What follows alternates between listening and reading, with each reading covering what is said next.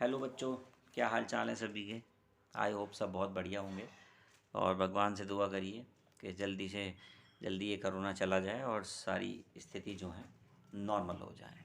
आज हम अपना नया टॉपिक स्टार्ट करने जा रहे हैं। बेसिकली टॉपिक तो हमारा ये फाइल हैंडलिंग से रिलेट करता हुआ है, पर टॉपिक थोड़ा सा हटके है, थोड़ा सा अलग है। सबसे पहले हम बात करेंगे कि रैंडम एक्सेस डेटा, यानी कि रैंडमली डेटा को किस तरीके से एक्सेस किया जाता है। और दूसरी चीज़ हम यहाँ पर बात करेंगे कि सीक्वेंशियली डेटा को कैसे एक्सेस करते हैं। देखिए, सीक्वेंशियली डेटा को एक्सेस करने का मतलब होता है सीक्वेंस ऑर्डर में, और रैंडमली कहीं से भी कैसे भी डेटा एक्सेस हो जाए। चलिए समझते हैं थोड़ा सा चीज़ को।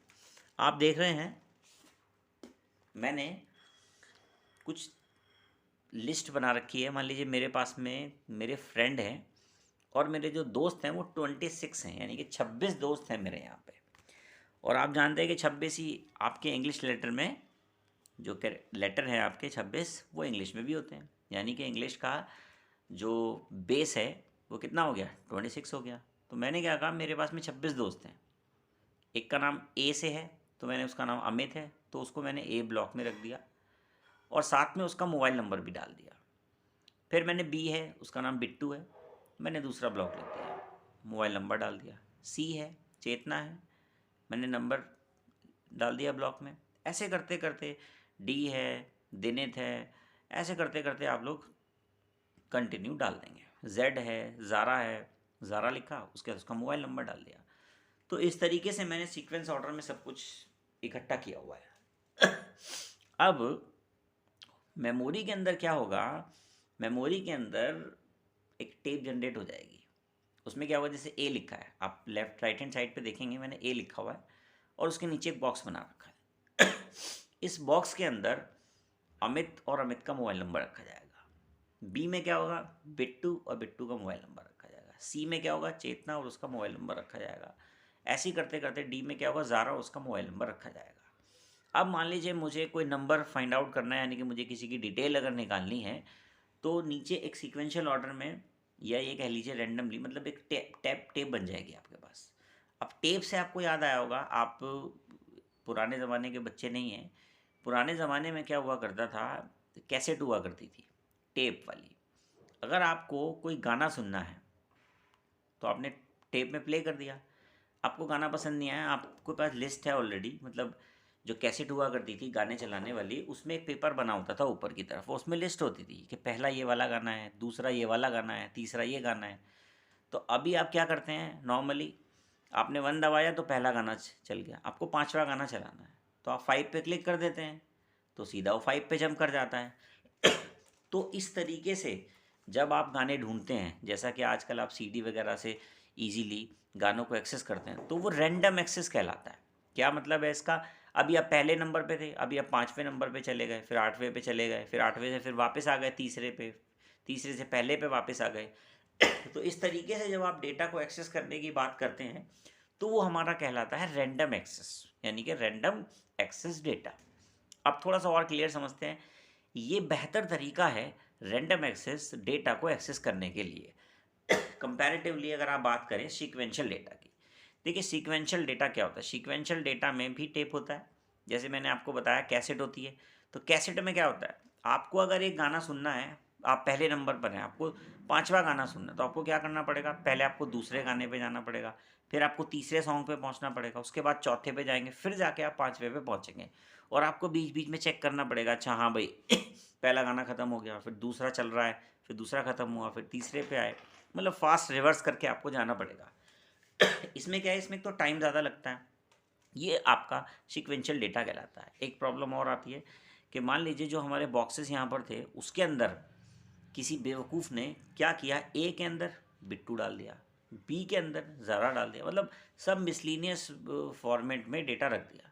तो इससे दिक्कत क्या होगी कि आप जिस सीक्वेंशियल ऑर्डर में डेटा ढूंढने की कोशिश करेंगे, उस सीक्वेंशियल ऑर्डर में आपका डेटा जो है वो एक्सेस नहीं हो पाएगा। तो इसलिए सीक्वेंशियल ऑर्डर में अगर आप डेटा ढूंढ रहे हैं तो डेटा एक सीक्वेंस फॉर्मेट में होना चाहिए, और बेहतर ये है कि हम रैंडम एक्सेस डेटा को ज़्यादा यूज़ करें, क्योंकि ये फास्ट होता है और सीक्वेंशियल स्लो होता है। बात करते हैं कि irrespective of the location of the data element time take to reach it is constant for that media. Main बात क्या है कि जो रैंडम एक्सेस आप इजीली करेंगे ना, तो उसमें क्या होगा कि आपने एक पॉइंट ढूंढा, आपको वो मैच नहीं करा जो आप ढूंढना चाहते हैं, तो इजीली आप उसके रेस्पेक्टिवली आप जंप करा सकते हैं। मान लीजिए आपने कोई डिक्शनरी है, जैसा कि आप डिक्शनरी में कोई लेटर ढूंढते हैं, मान लीजिए आपने ढूंढा हेलो, तो आप सीधे कहाँ जंप करेंगे? एच पे। ए थोड़ी ढूंढेंगे, अपना बी ढूंढेंगे, तो इससे टाइम बच जाता है आपका। बेसिकली आप एच पे पहुँचेंगे, फिर उसके बाद रिस्पेक्टिवली आप उनको नंबर को चेक करते जाएंगे जो आपके कैरेक्टर में आ रहे हैं। ई आ गया, उसके बाद ई देखा आपने, तो इस तरीके से आपको उसका प्रॉपर मीनिंग मिल जाएगा। मेन मेमोरी की बात करें तो रैम होता है इसका। ठीक है। एक्सपेंसिव तो देखिए थोड़ा है ये, एंड लार्ज यानी कि बहुत बड़ा, लेज़र कैपेसिटी होती है, लार्जर कैपेसिटी इसकी, मतलब बड़ा है साइज़, मतलब डेटा बहुत ज़्यादा इसके अंदर आ सकता है। एक मेन बात क्या है, searching for a particular employee information. अगर आपको किसी, मान लीजिए आपने क्या किया, आपकी कोई कंपनी है, उसमें 25,000 एम्प्लॉय काम करते हैं। अगर आप सीक्वेंशियल ऑर्डर से किसी एम्प्लॉय की डिटेल देखेंगे, अगर आपको सबकी डिटेल चाहिए तो आप सीक्वेंशियल ऑर्डर से डिटेल निकाल सकते हैं, तो सबकी डिटेल निकल जाएगी। बट आपको किसी पर्टिकुलर पर्सन की अगर डिटेल चाहिए, तो आपने जो अपना डेटा टेबल में जहाँ पे भी स्टोर किया हुआ होगा, तो उसमें क्या होगा, आप पर्टिकुलर इन्फॉर्मेशन पे ही पहुँचेंगे। तो पर्टिकुलर इन्फॉर्मेशन पे जो पहुँचते हैं हम लोग, जो पहुँच जाते हैं इजीली, तो उसको क्या कहते हैं, वो किस चीज़ के कॉन्सेप्ट पे काम करती है? रैंडम एक्सेस डेटा पे काम करती है। अगर हम इसको थोड़ा सा और एक्सप्लेन में समझें तो बात करेंगे क्या कि रैंडम एक्सेस फाइल प्रोसेसिंग। देखिए इसको इस तरीके से क्वेश्चन भी एग्जाम में आ जाता है कि what is random access file processing, कि ये रैंडम एक्सेस फाइल प्रोसेसिंग क्या है।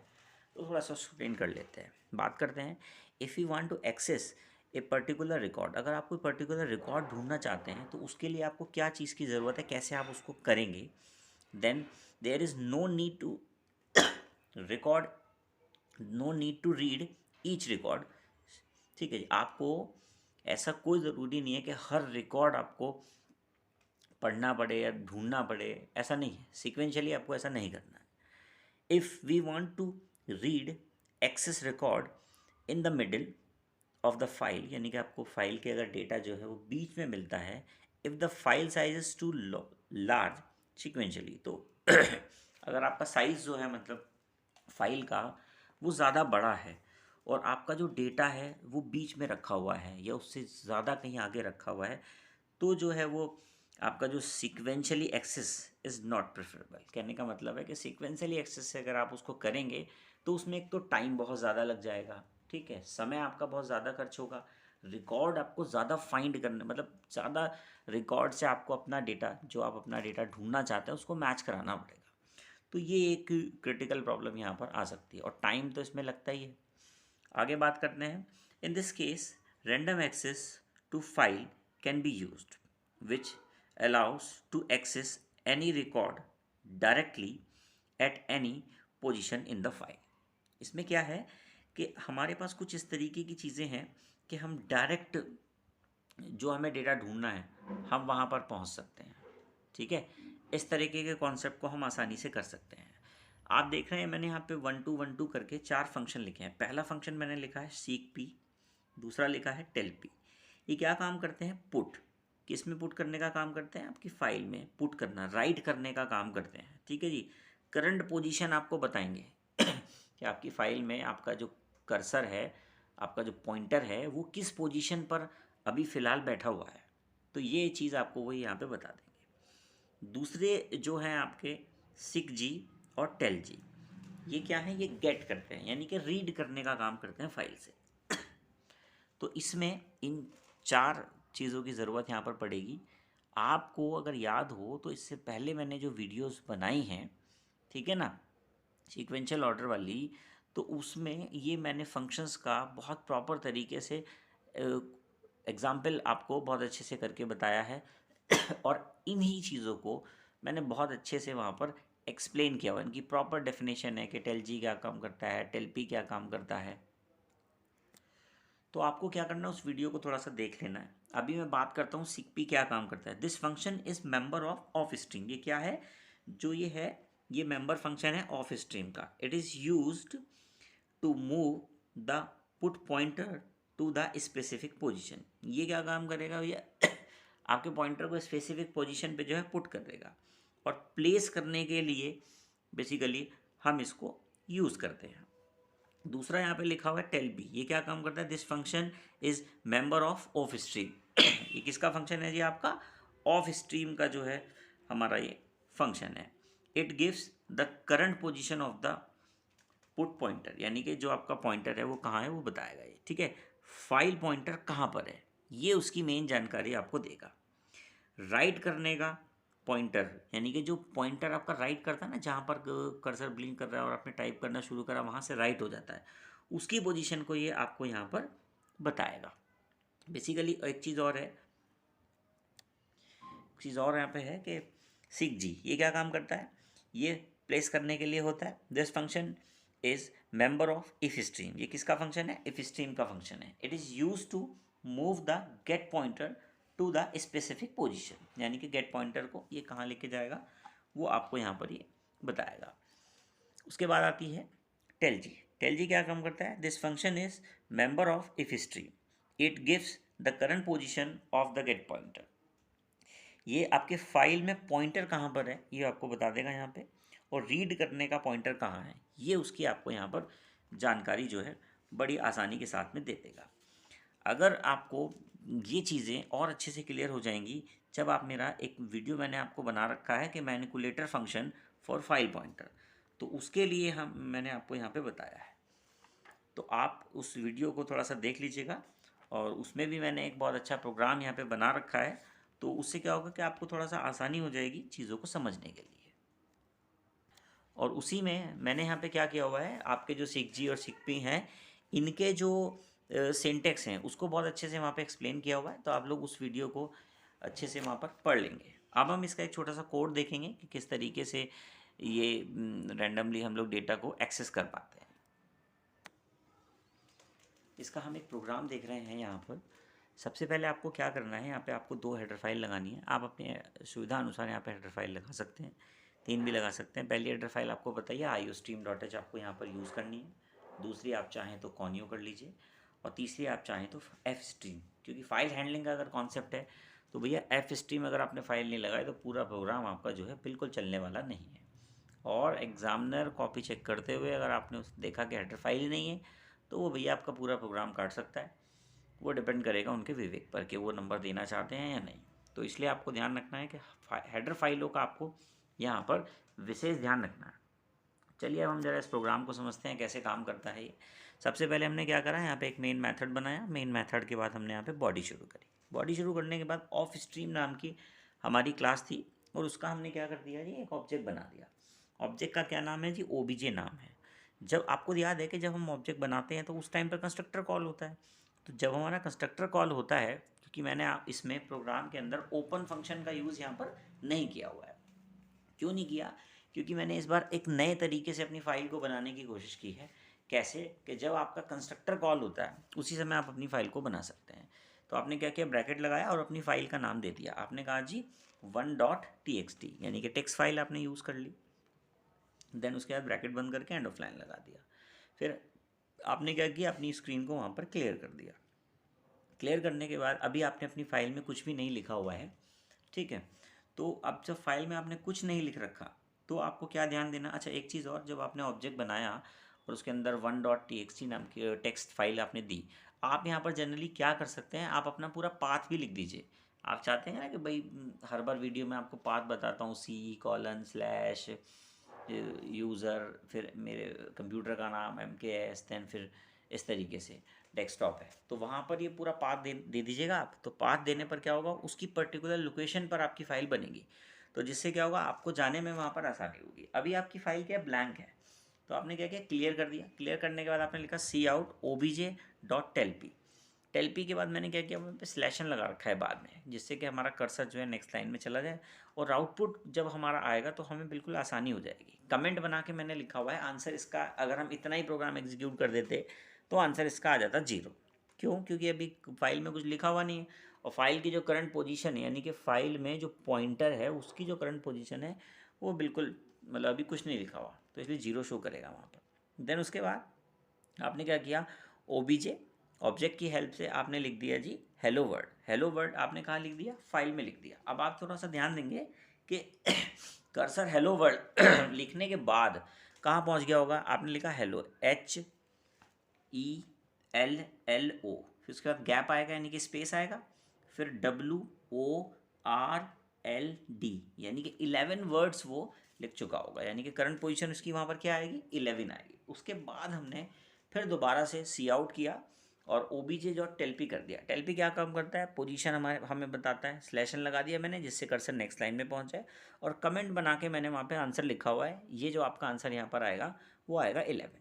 फिर उसके बाद हमने कहा जी OBJ डॉट सिक पी, ये क्या काम करता है, ब्रैकेट लगाया, इसमें हमने दो पैरामीटर पास करने हैं। हमने कहा जी -5 कहाँ से, iOS यानी कि इनपुट आउटपुट स्ट्रीम के लिए स्कोप रेजोल्यूशन ऑपरेटर का यूज़ किया है, और लिखा है एंड से -5 कर दिया, यानी कि वो हमारी 11वीं पोजीशन पर बैठा हुआ था। तो 11वीं पोजीशन से अगर आप 5 चलेंगे तो कहाँ जाएगा, यानी कि D, फिर L, फिर R, फिर O, फिर W, 1 2 3 4 5, तो उसके यानी कि स्पेस वाले एरिया पे वो W वाली पोजीशन पर आपकी जो है पहुंच जाएगा, क्योंकि -5 लिखा हुआ है।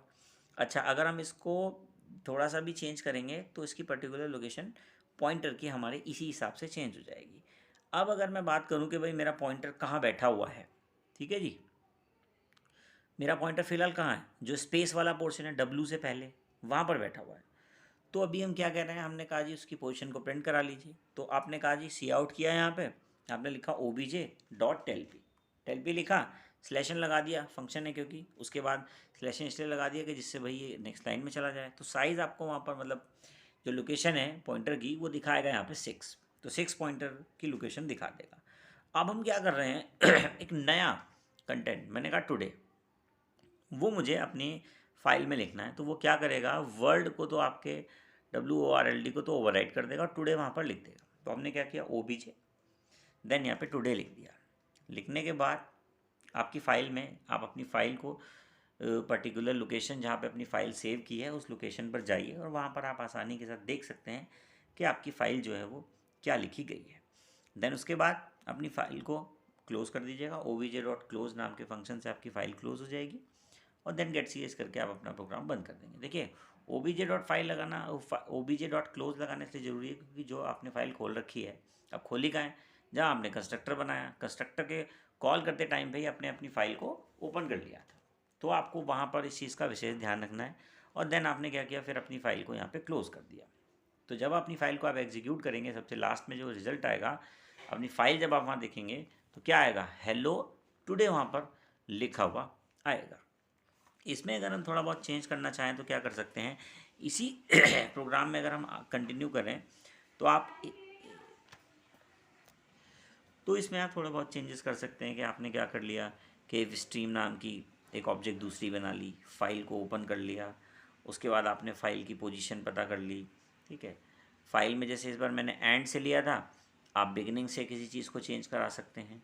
तो जैसा आप चाहें वो आप अपने विवेक से अपने अकॉर्डिंग उसको ईजिली कर सकते हैं, ठीक है। तो आई होप आप इस वीडियो को अच्छे से समझ गए होंगे, और इस प्रोग्राम को आप एग्जीक्यूट करके देखिएगा। जो जो मैंने आपको आंसर बताए हैं उसके अकॉर्डिंग ही आपके आंसर आएंगे। बट जो आपका आउटपुट दिखाई देगा, जो आपको आउटपुट देखना है स्क्रीन पे तो दिखाई देगा ही। आप जो फाइलों में चेंजेस कर रहे हैं, यानी कि जो आपने फाइल में कोई चेंजेस कर दिया, तो उसमें भी आपको जाके फाइल में जाके वहाँ देखना पड़ेगा कि हाँ भाई मेरा चेंजेस हुआ है या नहीं है। आप क्या करेंगे, टुडे वाली लाइन नहीं लगाएंगे, हेलो वर्ल्ड वाली लाइन लगा के पूरा प्रोसेस कर लेंगे। तो आप चेक करेंगे जाके हाँ भाई हेलो वर्ल्ड लिखा हुआ है स्क्रीन में, नहीं लिखा हुआ है। देन फिर क्या करेंगे, फिर उसमें टुडे वाले चेंजेस करेंगे। फिर आप देखेंगे हाँ भाई चेंजेस हो गया कि नहीं हो गया। वो आपको क्या करना पड़ेगा, प्रॉपर फाइल में जाके आपको चीज़ों को चेक करना पड़ेगा। तो इस तरीके से हम लोगों ने यहाँ ये समझा कि भाई हम पॉइंटर को किस तरीके से रैंडमली किस तरीके से चीज़ों को हम लोग यहाँ पे एक्सेस कर सकते हैं। आई होप आप लोग जो है इस वीडियो को बहुत अच्छे से समझ गए होंगे।